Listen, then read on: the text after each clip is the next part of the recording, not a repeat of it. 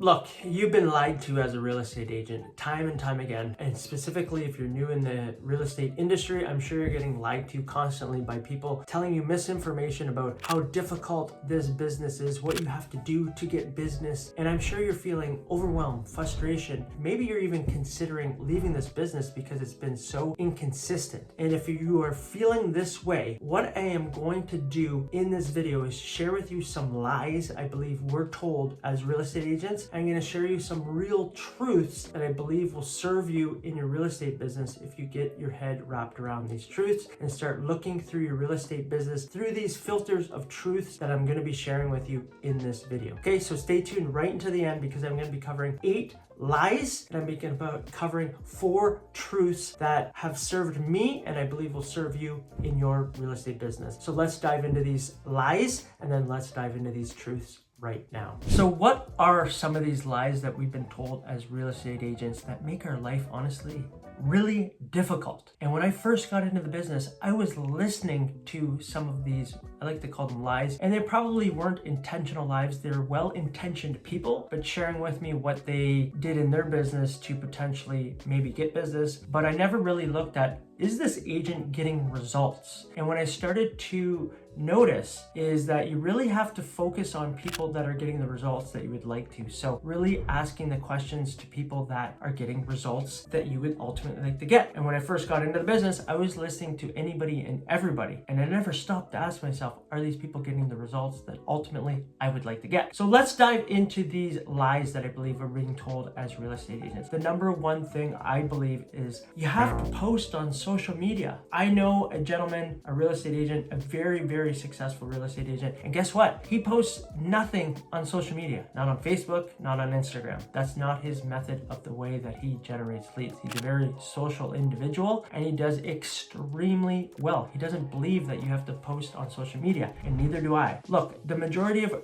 real estate agents that post on social media are posting stuff about how great they are, what listings they have, properties they've sold. What value are you actually creating when you're making these posts? And yes, you can post stuff so people know that you're in the business, but I would highly suggest that 75% of the time you're posting stuff that is personalized so you can connect with people. And I do not believe that you have to post on social media constantly. I believe that's a possibility and a method, but I think it's a very tiring and exhausting method to take on. And if you believe that you have to consistently post on social media, you're probably going to lead to burnout, and you have to stop and ask yourself, am I really getting leads from this? And if there are leads coming in from posting constantly on social media every day, or thinking that you have to post every day, are they quality leads and people that I actually would like to work with? 100% think there's way better methods to generate business as a real estate agent than posting on social media. So I believe that is the very first lie, is that you need to post on social media. Number 2, you need to cold call. No,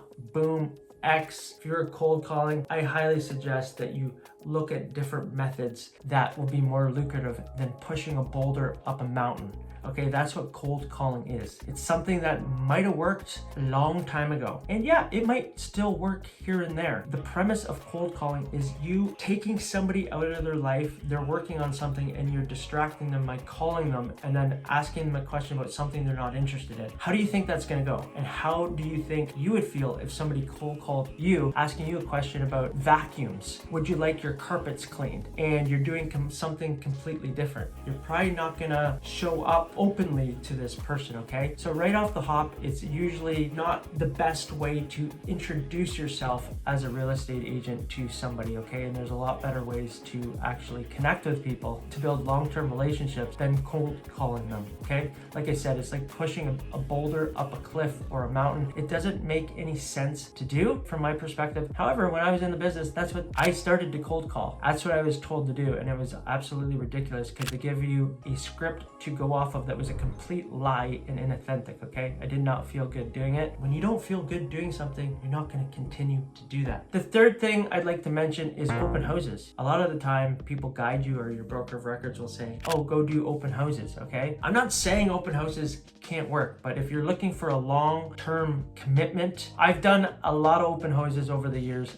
a lot and tested it against different other marketing avenues. And the amount of time that you put into open houses, when you're putting like say 2 hours on a Saturday, and then you have to prep, you have to drive, by the time you get home, you're like 4 hours into it on a Saturday. And then look at how many open houses that you've had and how many leads have come from that. I think in my entire career, literally, I've had one house sell from an open house, and I've done hundreds of open houses. When I start to evaluate the time commitment, how many leads, quality leads are coming in, do I think it's a good method for generating business? No, I don't. Do I think it can help in your business? Sure. I mean, if you have other methods working for you that actually work and you want to test open houses and really dive into that method too, or enhance your marketing, sure, you can do that. Absolutely. And if you're doing open houses actually in your farm area, I think that's really a great way to supercharge your presence. But if you're doing open houses for the sake of doing open houses, I really do not believe that is a good way to generate business in your real estate business, okay? And you're gonna get real frustrated with that. So if you've been doing open houses and not getting leads, I highly suggest that you look at a different method of generating business. And I do not believe that you have to do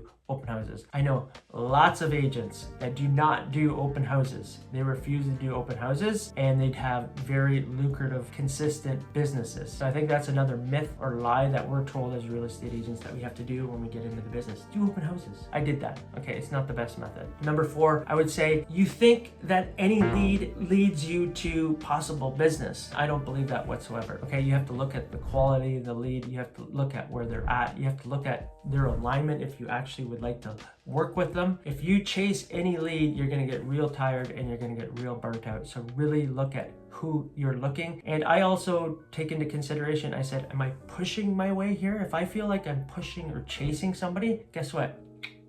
I cut them. See you later. Bring in room, space in your life for new people, new leads that want to work with you. If you feel like you're chasing people up a hill, then it's probably not the best lead to ultimately work with, okay? So take that into consideration. Not all leads are equal. So really take that into consideration. The premise of number 5 lie, I would say, is working harder. Like, really? I don't really believe that. Yeah, there's work ethic that goes into it, but you also have to look at where you're putting your efforts into. Tony Robbins says, if you're looking for the sunrise and you're going west, do you really think you're going to see the sunrise? Okay, so you could be going in a direction, but maybe it's not the best direction to be going in. Working harder, yes, it's important to put in effort into something, but you really have to look at the direction that you're putting that effort into, and also working smarter as well. Okay, so take that into consideration as well. Number 6 is your broker is going to help you. Your broker is going to train you. Specifically, if you're a new agent, I would take a good look at this, because this is a you and you game. You have to take responsibility for your business. You have to take responsibility for the actions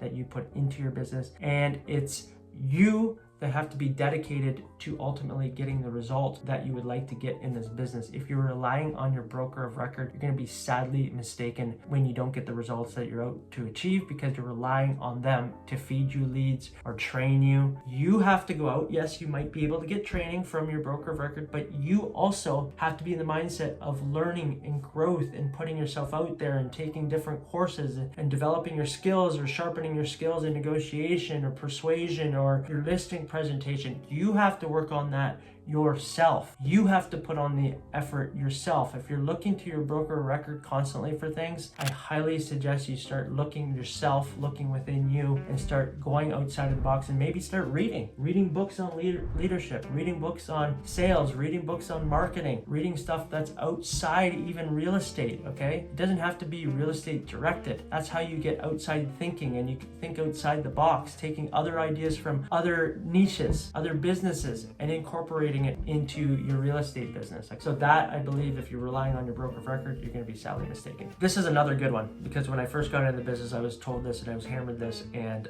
this is a bunch of BS if I have to be truthful about it. You have to get your listing signed on the very first appointment. Okay, so this kind of leads into, you have some leads coming in, now you're doing a listing presentation. It's a bunch of BS. The first appointment, from my perspective, is going to be you interviewing them to see if you would like to work with them. Because like I said, not all leads are the same, and not all people are in alignment with you, and you're in a relationship with them, committed for months on end, sometimes years on end, when you're selling somebody's house or helping them buy a house or helping them find an investment property. So you have to see if you're in alignment with this person. So that, I don't believe that. take that pressure off your shoulders. It's a 2-stage process, which, I have systems built around this whole process of the point of somebody calling you to after the second appointment. And if you'd like support with that, there's a link below. You can always reach out to our team, and I'm happy to share what we do in our business to generate leads. Number 8 would be being on call 24/7. You have to look at yourself and create a standards list for yourself, what you would tolerate, what you won't tolerate, because people treat you how you allow them to treat you. You're answering your phone at 10 o'clock at night. What expectation do you think you're setting with people? That they can message you at 10 o'clock at night. If your hard line is 7 o'clock, I'm not answering my phone anymore, let them know that. Or you can put it on your voicemail. Set the tone and expectation with people, or else they will walk all over you, essentially. If they get away with messaging you at 10 o'clock at night and you're responding, guess what? That's the expectation you're setting out into the universe. So have standards for yourself, and specifically if you have a family, right, and you have kids, it takes away from the quality time that you have with them. And yes, there's going to be special occasions or different occasions when you allow this to happen. When you have an offer coming in, of course, sometimes you have to respond. So there's going to be exceptions to this, but the majority of the time, create a standards list for yourself and what you would tolerate, what you won't tolerate. Will you tolerate getting a listing for $100,000? Is it worth your time? Do you actually do leases? I know I don't do leases. It's not worth my time, okay? My time is worth way more than putting the time into leases. And I own rental properties, and it doesn't make sense for me to ever do my own leases. So I don't do that for people. If somebody comes to me and talks about a lease, you know what? Have somebody for you that can take care of that would like to do it. So those are 8 lies, I think, or myths that we're told in the real estate industry. If you're doing any one of these, or maybe multiple of these, I challenge you to take a step back. Ask yourself, are these really working for me? Do they make sense to continue? Maybe they do, maybe they don't, but these are things that I think personally I was told in the business, and I see many agents struggling with why their business isn't working, because they step in and they're believing these things to be true, and they continue to do them. And when you continue to do something repetitively and you're not getting a result, that's the definition of insanity that we've all heard. Okay, so now I'd like to go into 4 truths that will benefit you, and if you can embrace these truths and start to build your real estate business through these truths, they will serve you the rest of your career. So the number 1 thing is go deep, not wide. What do I mean by that? This is a relationship type business. So go deep with people. You don't have to get gazillion leads, because you're going to end up chasing. Like I said, the quality of lead is different in everybody, okay? You have to evaluate where they are. You have to evaluate if you're in alignment with this person. Is this person an energy vampire or not? Are their values in alignment with me or somewhat in alignment with me? Because again, this is a relationship that we're stepping into. I prefer to go deep and have less people than have a wide range of people that I'm chasing all the time. And I challenge you to consider this as well. When you start to go deeper with people, have a deeper connection with people, guess what? You're probably going to get more referrals too, and more business is going to come your way, because you can serve more people at a higher capacity than dissipating your energy on people that don't really care, that are out of alignment with you, that drain you, that are just always calling you because they want something from you. This is a truth I believe. When you go deeper with people and you stay narrow, it will serve you 10 times over, because when you really connect with somebody, it creates a different vibration, which ultimately will lead to more business. Okay, truth number 2, leads don't necessarily